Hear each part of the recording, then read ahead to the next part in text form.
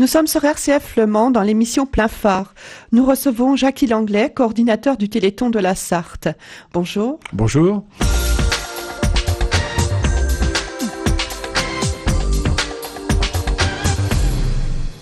Alors, un homme sain qui met sa santé à la disposition des autres.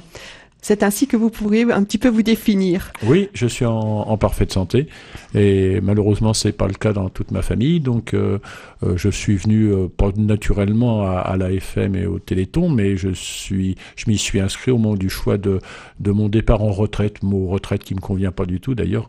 Je suis pas un homme qui se met en retrait. Justement, je me mets plutôt en avant pour en faire bénéficier le plus grand nombre de gens malades justement au travers de l'AFM et du Téléthon. Donc ça fait quand même quelques années que vous êtes à ce poste-là? Ça fait 3 ans que je suis à ce poste-là, puisque ça fait 3 ans que je suis à la retraite. Et auparavant, vous étiez déjà membre de... Alors j'ai fait 40 années d'associatif, en création de clubs, notamment sur le plan sportif ou culturel. J'étais administrateur de maison de la culture sur la région parisienne. Et puis également président d'union sportive, de 2 unions sportives. Mon métier maintenant à me déplacer beaucoup.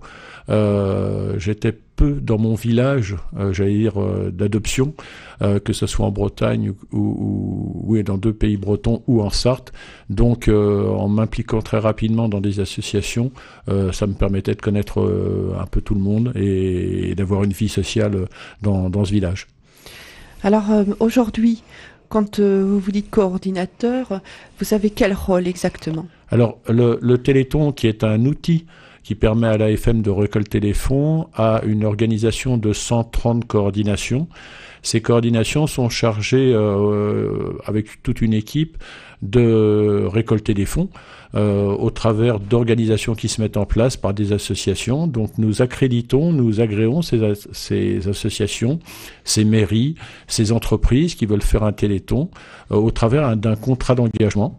On signe conjointement un contrat d'engagement, une charte. On est très transparent sur justement la façon de recevoir les fonds et on veut être limpide justement. Donc d'où l'exigence de ce contrat d'engagement, de toutes les assurances possibles aussi, puisque on peut faire des événements dont je vous parlerai tout à l'heure qui peuvent être éventuellement dangereux, non, mais qui sont forcément, dès que vous faites quelque chose, il y a un risque.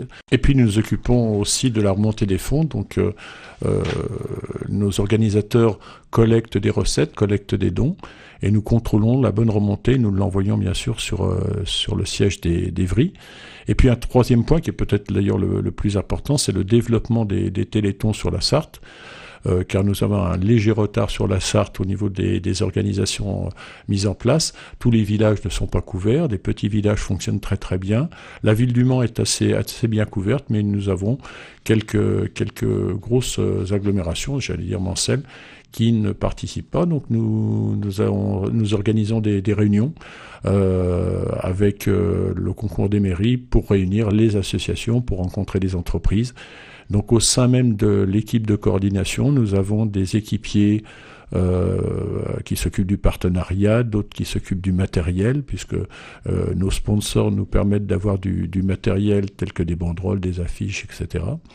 Nous avons des équipiers qui sont là pour contrôler justement les contrats d'engagement également. Enfin, toute une équipe, une bonne quinzaine de personnes environ. Qui sont sur le terrain bien en amont. Qui sont toute l'année donc à la coordination ou sur le terrain, avec des responsables de secteur. Notamment, on a découpé la Sarthe en 5 parties. Pour l'instant, nous aurons 2 responsables de secteur. Donc, ça veut dire que le coordinateur s'occupe des 3 autres secteurs aujourd'hui. Et donc, ça, c'est un travail de toute l'année environ. Sur la France entière, ça représente à peu près 2000 bénévoles qui sont sur le terrain toute l'année. Donc en amont, toute l'année, c'est quand vous avez donc reçu, mettons le Téléthon est clos, vous faites remonter les fonds. Et je pense que vous redémarrez déjà pratiquement l'année suivante, voilà, les préparatifs. En janvier et février, on va contacter les écoles, on va passer dans les écoles, on va aller expliquer ce que c'est que les maladies neuromusculaires, qu'est-ce que la génétique.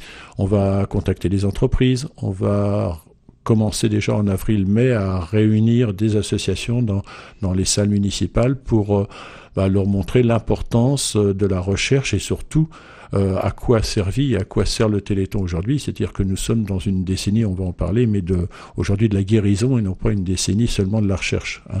On recherche pas, on trouve aujourd'hui. Donc on en est au stade du médicament pour un certain nombre de maladies. Oui, donc il y a toujours ce fil conducteur qui est l'espoir. C'est plus qu'un espoir aujourd'hui, c'est une réalisation. Et dans d'autres cas, effectivement, on poursuit les recherches. Hein, c'est évident. Il y a 6000 maladies rares. Donc aujourd'hui, on s'occupe quasiment de toutes ces maladies. Il y en a 400 qui sont vraiment identifiées, sur lesquelles on connaît le gène responsable.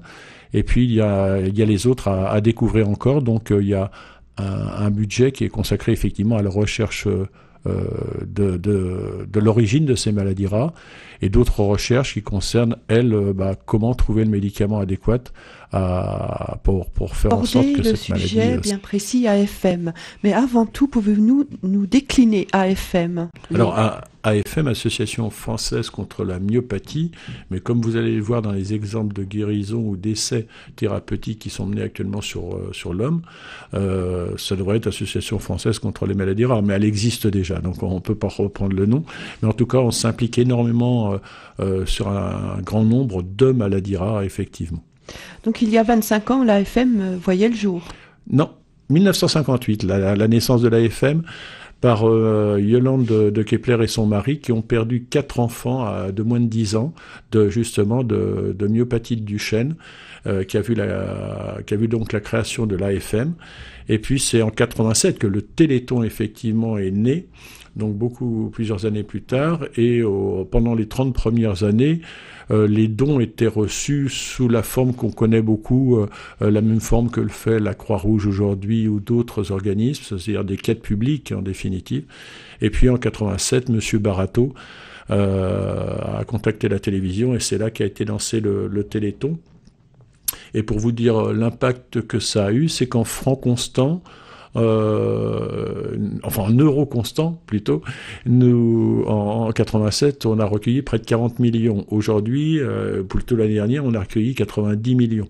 Vous voyez déjà à l'époque, simplement en lançant l'idée d'une émission de télé et de quelques villages qui sont immédiatement mis au travail, c'était déjà la moitié de ce qu'on reçoit aujourd'hui qui était collecté. Donc il y a eu un très très fort impact en 1987. Oui, rapidement, tout de suite. Très très vite. Dès le départ, oui.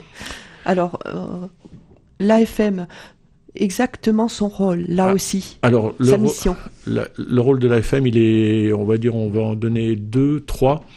Le premier, c'est la recherche, donc c'est à peu près 60% de son budget qui donc fait fonctionner son laboratoire qui s'appelle Généton, et qui fait fonctionner des laboratoires qui font appel justement à l'AFM pour mener à bien des recherches, notamment le laboratoire de Nantes qui travaille sur la vue, mais d'autres laboratoires qui travaillent, comme à Marseille, sur le sang par exemple, et avec des résultats dont on va parler. Donc l'Association française contre la myopathie aujourd'hui, c'est pas seulement sur les maladies neuromusculaires, même si la plus belle réussite, en tout cas je le souhaite d'ici 1 an et demi, mais pour l'instant c'est une belle réussite au niveau de l'essai sur l'homme, c'est la myopathie de Duchenne, celle qui a vu la création justement du Téléthon, puisque M. Barato était papa d'un enfant atteint de la myopathie de Duchenne. Et aujourd'hui, vous me confiez tout à l'heure que l'on est sur le chemin de la guérison, pas uniquement de la recherche et de l'espoir, ce sont des réalités. La guérison est pour vous aujourd'hui une grande réalité. Oui, tout à fait. Alors, ce qu'il faut savoir, par exemple, si je prends l'exemple de la myopathie de Duchenne, le gène responsable a été découvert en 1986. Nous sommes en 2011. Donc ça fait 25 ans. 25 ans. 25 ans qu'on a découvert le gène, et c'est seulement aujourd'hui qu'on peut mener des essais sur l'homme. On avait déjà, il y a plus de 10 ans, trouvé le moyen de guérir une souris. Mais on passe ensuite à l'étape d'autres animaux plus importants jusqu'à arriver à l'homme. Et donc il nous a fallu obtenir l'autorisation de lancer les essais sur cette maladie, mais sur d'autres dont je vous parlais, tout récemment. Et donc le petit Raphaël, qui va être l'ambassadeur télé les 2 et 3 décembre, est un enfant qui est suivi depuis quelques mois. Donc qui est testé, qui reçoit des grosses piqûres, comme il dit, mais les résultats sont là. On touche du bois, bien sûr, parce que je vous dis, c'est 1 an et demi de tests sur une centaine d'enfants. Et donc là, aujourd'hui, il est sorti de son fauteuil, il marche, il est pris en photo sur le sable. Et la symbolique, justement, sur le sable, il est sur le sable, alors qu'en 1987, l'enfant était dans le sable.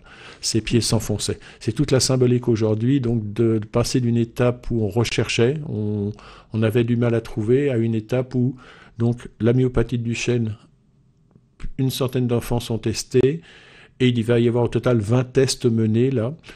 Nous en menons actuellement à Nantes, ça vient de démarrer aussi une sur l'amorose de l'Hébert qui atteint des enfants de moins de 10 ans. Et le dernier test, avant de faire un test sur l'humain, était sur les chiens briards qui sont aveugles. C'est des chiens qui sont rapidement aveugles et donc qui ont retrouvé la vue. Donc on était très très optimiste et on l'est bien sûr forcément aujourd'hui avec le test qu'on lance sur plus d'une centaine d'enfants à travers le monde même, puisque nous sommes souvent en liaison avec les Américains ou les Anglais sur les tests qui sont menés.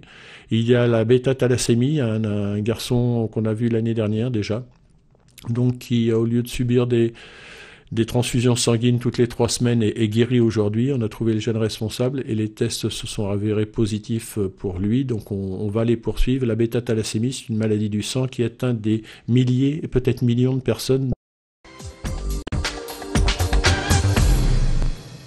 Nous sommes sur RCF Le Mans dans l'émission Plein Phare. Nous recevons Jackie Langlais, coordinateur du Téléthon de la Sarthe. Bonjour. Bonjour.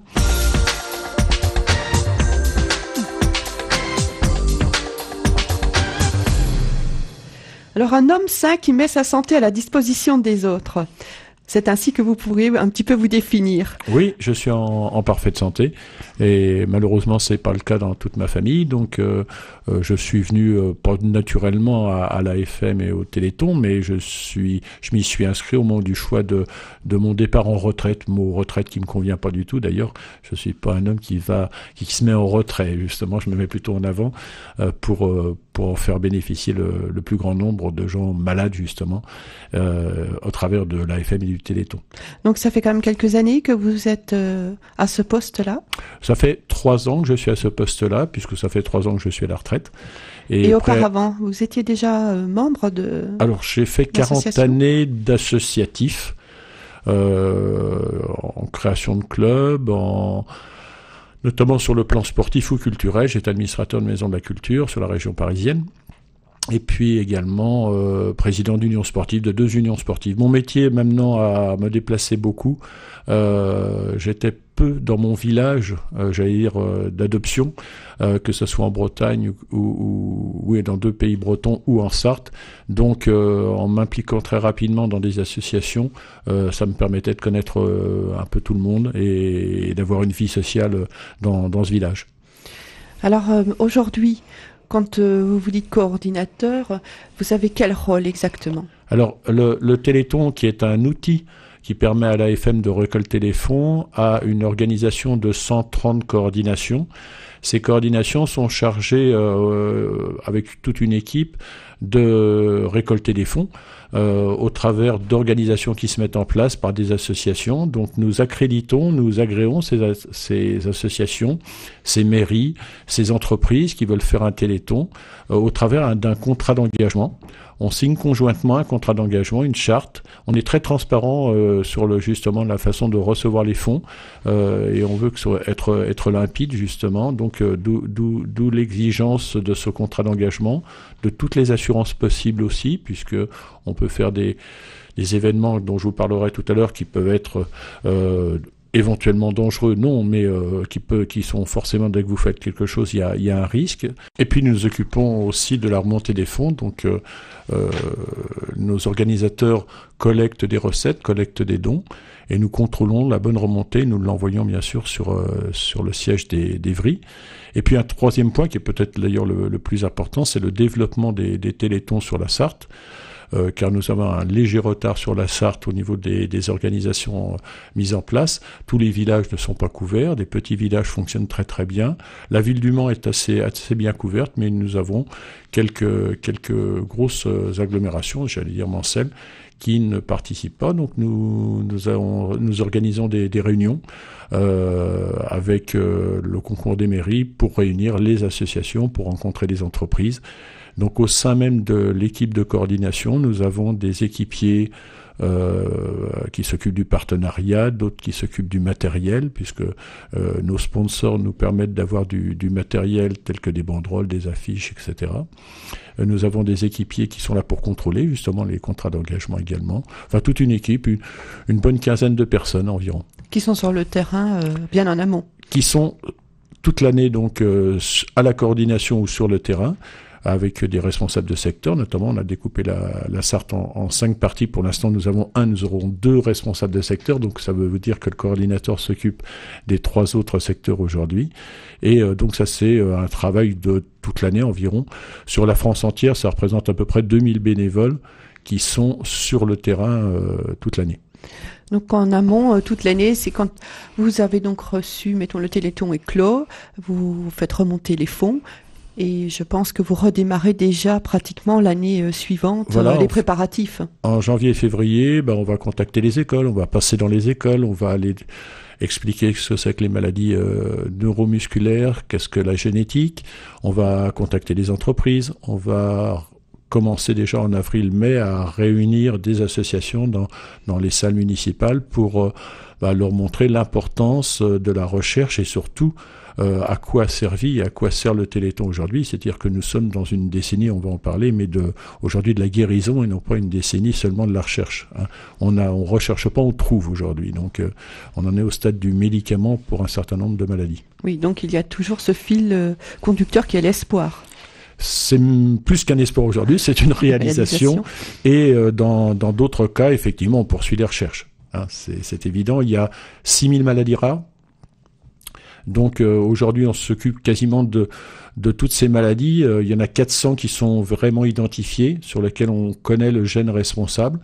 Et puis il y a les autres à découvrir encore. Donc il y a un budget qui est consacré effectivement à la recherche de l'origine de ces maladies rares et d'autres recherches qui concernent, elles, comment trouver le médicament adéquat pour faire en sorte que cette maladie... le sujet bien précis AFM. Mais avant tout, pouvez-vous nous décliner AFM? Alors, AFM, Association française contre la myopathie, mais comme vous allez le voir dans les exemples de guérison ou d'essais thérapeutiques qui sont menés actuellement sur l'homme, ça devrait être Association française contre les maladies rares, mais elle existe déjà, donc on ne peut pas reprendre le nom. Mais en tout cas, on s'implique énormément sur un grand nombre de maladies rares, effectivement. Donc il y a 25 ans, l'AFM voyait le jour? Non, 1958, la naissance de l'AFM par Yolande de Kepler et son mari qui ont perdu 4 enfants de moins de 10 ans de myopathie de Duchenne, qui a vu donc la création de l'AFM. Et puis c'est en 87 que le Téléthon effectivement est né, donc plusieurs années plus tard, et pendant les 30 premières années, les dons étaient reçus sous la forme qu'on connaît beaucoup, la même forme que le fait la Croix-Rouge aujourd'hui ou d'autres organismes, c'est-à-dire des quêtes publiques en définitive. Et puis en 87, M. Barato a contacté la télévision et c'est là qu'a été lancé le Téléthon. Et pour vous dire l'impact que ça a eu, c'est qu'en francs constants, en euros constants plutôt, nous, en 87, on a recueilli près de 40 millions. Aujourd'hui, plutôt l'année dernière, on a recueilli 90 millions. Vous voyez déjà à l'époque, simplement en lançant l'idée d'une émission de télé et de quelques villages qui sont immédiatement mis au travail, c'était déjà la moitié de ce qu'on reçoit aujourd'hui qui était collecté. Donc il y a eu un très très fort impact en 1987. Oui, rapidement, tout de suite. Très très vite. C'était dès le départ, oui. Alors, l'AFM, exactement son rôle, là aussi, alors, sa mission. Le rôle de l'AFM, on va en donner 2, 3. Le premier, c'est la recherche, donc c'est à peu près 60% de son budget qui qui donc fait fonctionner son laboratoire qui s'appelle Généton et qui fait fonctionner des laboratoires qui font appel justement à l'AFM pour mener à bien des recherches, notamment le laboratoire de Nantes qui travaille sur la vue, mais d'autres laboratoires qui travaillent comme à Marseille sur le sang par exemple, et avec des résultats dont on va parler. Donc l'Association française contre la myopathie aujourd'hui, c'est pas seulement sur les maladies neuromusculaires, même si la plus belle réussite, en tout cas je le souhaite d'ici 1 an et demi, mais pour l'instant c'est une belle réussite au niveau de l'essai sur l'homme, c'est la myopathie de Duchenne, celle qui a vu la création justement du Téléthon, puisque M. Barato était papa d'un enfant atteint de la myopathie de Duchenne.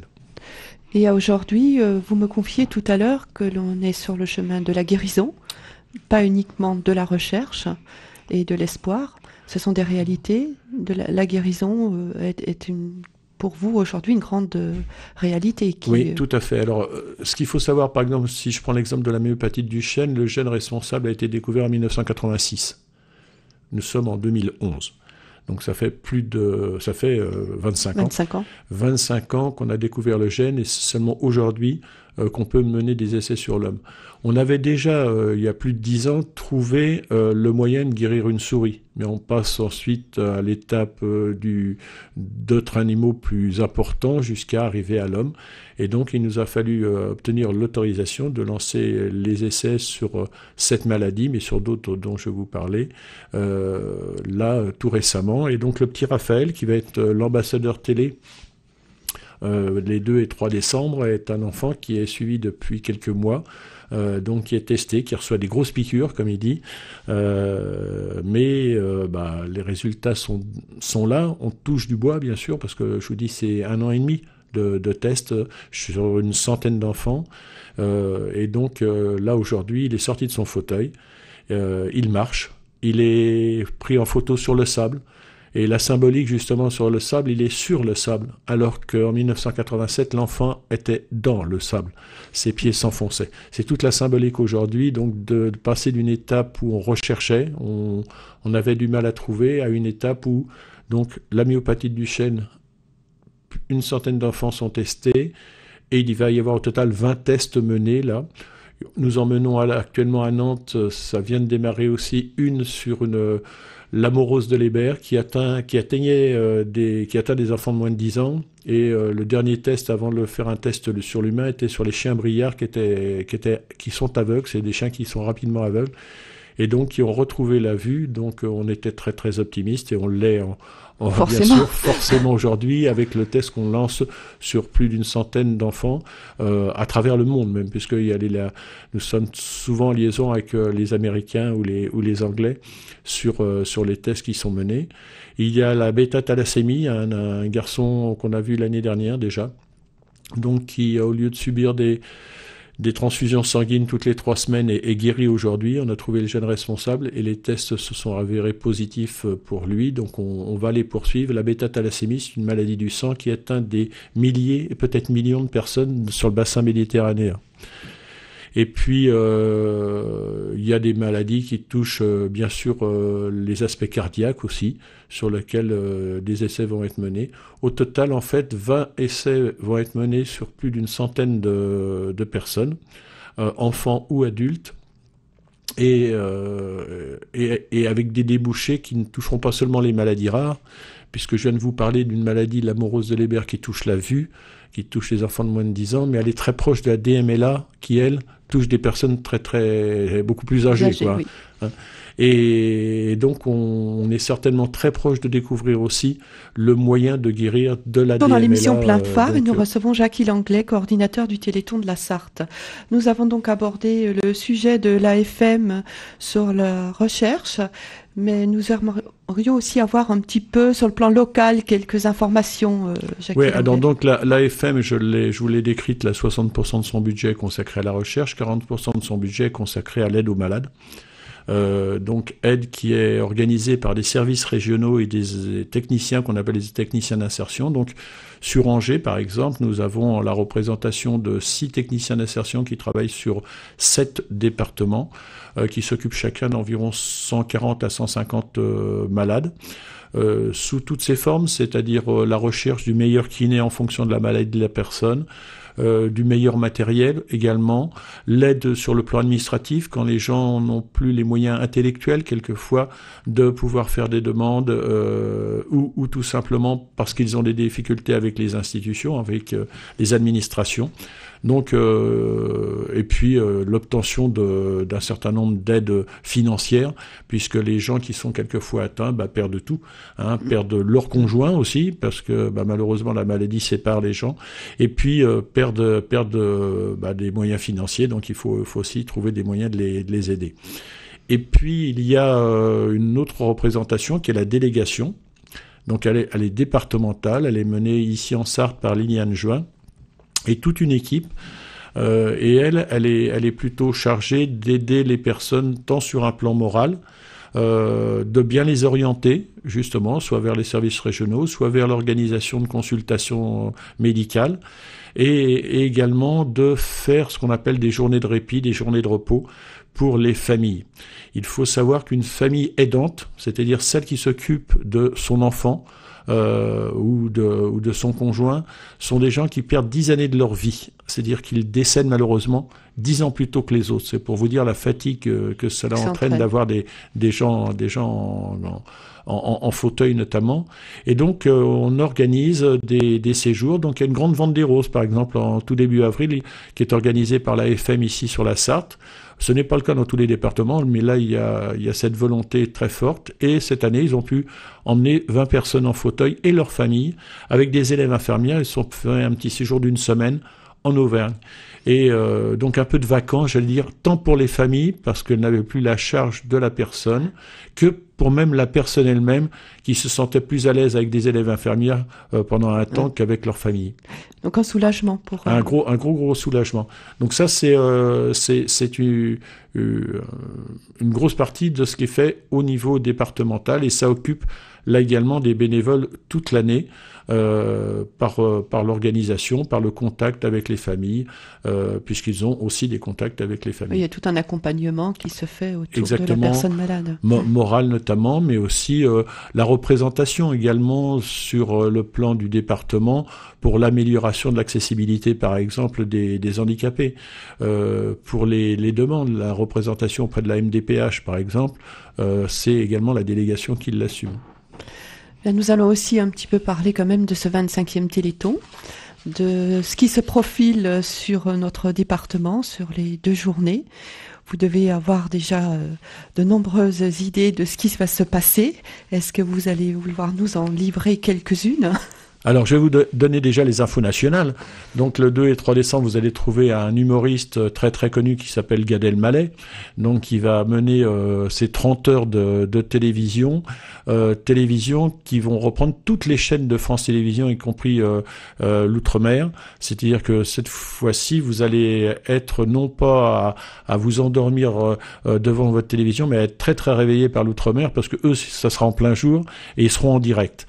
Et il y aura énormément de reprises également de films réalisés sur place, donc en Sarthe, aussi bien que dans tous les départements français, sur les différents événements. Donc on veut quelque chose de beaucoup plus proche des villages et des villes dans les animations Téléthon qu'il peut avoir lieu. Et puis donc je vous ai parlé aussi de cet ambassadeur qui va être là. Il y aurait aussi des haka, vous connaissez le haka, cette danse néo-zélandaise, les Néo-Zélandais qu'on a laissé gagner cette année le championnat du monde, on les a laissé gagner d'1 point, mais on leur a pris le haka, on l'a transformé en hakaton, donc une danse très très spéciale du Téléthon, avec des paroles bien spécifiques. Et donc par exemple lundi qui vient là, à la CCI, les étudiants de la CCI vont faire un hackathon géant devant leur bâtiment multicolore rue Champion. Donc si ça vous intéresse de venir les regarder et les admirer, et ils vont faire cet hackathon. Il dure pas longtemps, 35 secondes. C'est simplement, j'allais dire, pour le fun, pour le plaisir, et puis bien sûr pour préparer aussi ce qu'ils vont faire le 3 décembre sur la place des Jacobins. Il y a aussi un gros moment, ça va être le samedi matin. Alors, faut se réveiller tôt, faut monter tout là-haut de la Sarthe, là. Il y a le relais des postiers, puisqu'il y a 3 relais qui vont partir de 3 endroits différents. Les Lions vont partir du nord de la France, les pompiers vont partir de l'est, et les postiers vont partir d'Auray, vont faire 500 km chacun. C'est à vélo ? C'est à vélo, oui, c'est à vélo. C'est des cyclotouristes, hein. Les facteurs roulent moins en vélo qu'avant. Et donc, ils vont faire ces 500 km. Ils vont passer 50 km quand même en Sarthe, entre 6h30 du matin et 9h20. Donc, si vous êtes là sur la route de Saint-Paul-de-Gautier, en passant par Fresnay, en passant par Saint-Rémy-du-Val pour finir sur Mamers où ils vont faire une pause d'une demi-heure, eh bien vous pourrez venir les applaudir, les féliciter, donner vos dons éventuellement puisqu'ils recueilleront des promesses de dons, vos chèques même directement. Ils ont une urne énorme qu'ils transportent donc sur ces 500 km puisqu'ils vont aboutir tous ensemble à se retrouver à Saint-Denis pour apporter leur collecte de ces 500 km. Donc ils passent en Sarthe. Il faut se lever tôt, il faut être présent. C'est vers 7h à Fresnay-sur-Sarthe et c'est vers 9h à Mamers. Donc je lance un appel pour que, comme c'est le 25e Téléthon, on ne soit pas 25 dizaines, ni 25 centaines, mais plutôt 25 milliers de personnes à les applaudir sur ces 50 km. Ça ferait une personne tous les 2 mètres, c'est pas énorme. Et comme ça va être retransmis par France Télévisions, on verra que la Sarthe c'est vraiment mobilisé. Et après, vous pourrez redescendre au fur et à mesure sur les différents villages pour aller admirer les animations. Alors, je vais vous en citer quelques-unes des plus importantes. Déjà, l'inauguration. Alors, elle n'aura pas lieu au Mans cette année. On n'a pas de parrain d'ailleurs. On a autre chose qu'un parrain. On a quelqu'un qui va couper le ruban et qui va participer à une grosse manifestation sur le circuit Bugatti. Ça doit vous commencer à vous dire quelque chose. La personne en question, son prénom c'est Sébastien, donc j'en dirai pas plus parce qu'il faut pas révéler vraiment tout de suite le nom. Donc le vendredi 2, il sera à Paris-l'Évêque sur le parking d'un hypermarché. Il va commencer par vous dédicacer une photo, et puis ensuite il coupera le ruban du départ du Téléthon et du challenge des pompiers, qui est un challenge où ils vont essayer d'atteindre l'Everest et le Mont Blanc avec une échelle de 5 mètres, donc répéter 2500 fois une montée d'échelle pendant 25 heures. Donc un programme qui s'annonce d'ores et déjà bien chargé. Vous nous en avez donné quelques petites brides pour nous mettre un petit peu l'eau à la bouche. Pas tout, bien sûr. Donc, toujours un même numéro, au 36-37. Alors, 36-37, Internet. Surtout Internet, téléthon.fr, vous pouvez faire des dons. Les dons par Internet sont de plus en plus nombreux. Et puis, vous pouvez faire vos dons directement dans votre village, directement dans votre quartier. Les organisateurs ont reçu des urnes. Donc, faites grossir plutôt, j'allais dire, l'urne du village pour montrer que ce village est vraiment mobilisé, tant en achetant qu'en donnant, puisque dès que vous faites un chèque, vous aurez 66% qui seront en déduction fiscale du montant de votre chèque ou de votre montant de don en espèces si vous n'avez pas de chèque sur vous. N'oubliez pas quand même d'emmener un petit peu d'argent quand vous allez voir une animation Téléthon, c'est important. On vous remercie pour toutes vos explications et bon Téléthon.